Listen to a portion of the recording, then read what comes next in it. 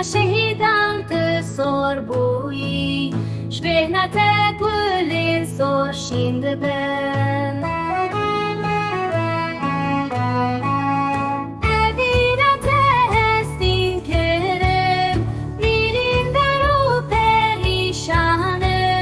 Şvani bin şekin ramusanek Şvojanin dilimin çaresere Kurban den ştere hezaran Miru begu ahayin nezin Ezüm evi kuteşi desti Düşmilan derhim camiri Min seri khwedani veriye Dibêjim ez ê digihêm armanca xwe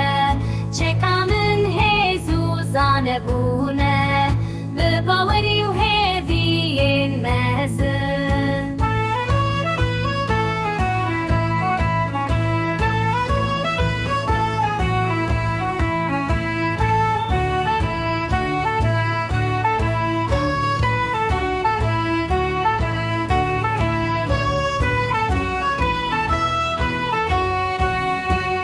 Mina bukeke xemiliye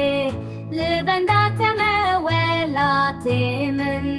Bi çiyayên mezin û deşta fire Bi daristan û baxçeyên gel